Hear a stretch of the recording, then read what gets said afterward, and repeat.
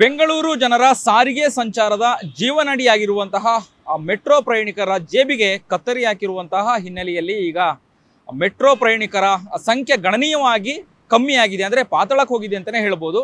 ಈಗಾಗಲೇ ಏನು BMRCL ವರದಿಯ ಪ್ರಕಾರ ಪರಿಷ್ಕೃತವಾದಂತಹ ಒಂದು ದರ ನಿಗದಿ ಮಾಡಲಾಗಿತ್ತು. ಆದರೂ ಕೂಡ ಈಗ ಮೆಟ್ರೋದಲ್ಲಿ ಪ್ರಯಾಣಿಕರ ಸಂಖ್ಯೆ ದಿನಕ್ಕೆ ಏನೋ ಸುಮಾರು 1 ಲಕ್ಷ ಪ್ರಯಾಣಿಕರ ಸಂಖ್ಯೆ ಕಮ್ಮಿ ಆಗಿದೆ ಅನ್ನುವಂತಹ ವರದಿ ಈಗ ಬಂದಿರುವಂಥದ್ದು. ಅಂದರೆ ಏನು ಏಕಾಏಕಿಯಾಗಿ ಏನು ಮೆಟ್ರೋ ದರ ಹೆಚ್ಚು ಮಾಡಿದ್ರಿಂದಾಗಿ ಪ್ರಯಾಣಿಕರ ಸಂಖ್ಯೆ ಕುಂಠಿತ ಆಗಿದೆ, ಕಡಿಮೆ ಆಗಿದೆ, ಅಂದರೆ ಪಾತಾಳಕ್ಕೆ ಹೋಗಿದೆ ಅಂತಲೇ ಹೇಳ್ಬೋದು.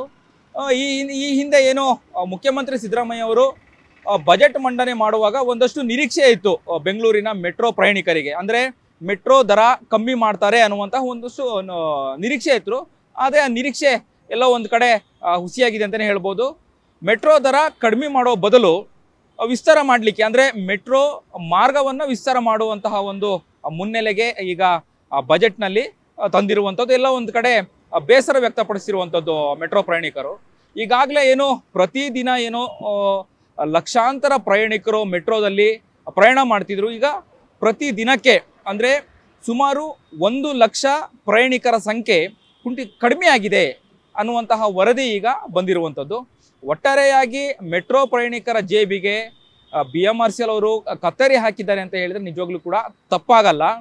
ಈಗಲೂ ಕೂಡ ಏನೋ ಮೆಟ್ರೋ ದರ ಜಾಸ್ತಿ ಆಗಿದ್ರಿಂದಾಗಿ ಈಗ ಖಾಸಗಿ ವಾಹನ ಆಗಿರ್ಬೋದು ಅಥವಾ BMTC ಬಸ್ಸು ಅಥವಾ ಕ್ಯಾಬ್ಗಳ ಮೊರೆ ಹೋಗಿದ್ದಾರೆ. ಇದರಿಂದಾಗಿ ಮಾಲಿನ್ಯದ ಮೇಲೂ ಕೂಡ ಪರಿಣಾಮ ಬೀಳ್ತಾ ಇದೆ.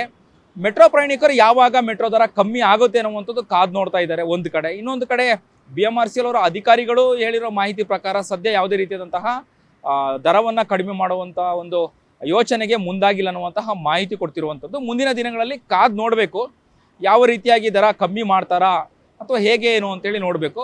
ಒಂದು ಕಡೆ ಮೆಟ್ರೋ ದರ ಜಾಸ್ತಿ ಮಾಡ್ತಾ ಇದ್ದಾರೆ, ಇನ್ನೊಂದು ಕಡೆ ಮೆಟ್ರೋ ಪ್ರಯಾಣಿಕರ ಸಂಖ್ಯೆ ಕಮ್ಮಿ ಆಗ್ತಾ ಇದೆ. ಇನ್ನೊಂದು ಕಡೆ ಏನು ಮೆಟ್ರೋ ಸಂಚಾರದ ಒಂದು ವ್ಯವಸ್ಥೆ ಅಥವಾ ಗುರಿಗಳನ್ನು ಹಾಕಿರುವಂಥದ್ದು, ಇನ್ನೂ ವಿಸ್ತಾರ ಮಾಡ್ತಾ ಇರುವಂಥದ್ದು ಎಲ್ಲ ಒಂದು ಕಡೆ ಇನ್ನಷ್ಟು ಕೂಡ ಮೆಟ್ರೋ ಸಂಚಾರದ ಒಂದು ವ್ಯವಸ್ಥೆ ಇನ್ನೂ ಕೂಡ ವಿಸ್ತಾರ ಆಗ್ತಿದೆ ಅಂತಲೇ ಹೇಳ್ಬೋದು. ಒಟ್ಟಾರೆಯಾಗಿ ಸದ್ಯದ ಪರಿಸ್ಥಿತಿಯಲ್ಲಿ ಏನು ಯಾವಾಗ ಮೆಟ್ರೋ ದರ ಜಾಸ್ತಿ ಮಾಡಿದ್ರು, ಹೆಚ್ಚಳ ಮಾಡಿದ್ರು, ಅವಾಗಿಂದ ಇಲ್ಲಿಯವರೆಗೂ ಸದ್ಯ ಪ್ರತಿದಿನ ಏನು 1 ಲಕ್ಷಕ್ಕೂ ಹೆಚ್ಚು ಮೆಟ್ರೋ ಪ್ರಯಾಣಿಕರ ಸಂಖ್ಯೆ ಕಮ್ಮಿ ಆಗಿದೆ ಅಂತಲೇ ಹೇಳ್ಬೋದು. ಬೆಂಗಳೂರಿನ ಸಮಗ್ರ ಸುದ್ದಿಗಾಗಿ ನೋಡಿ ಕರ್ನಾಟಕ ಟಿವಿ ಬೆಂಗಳೂರು.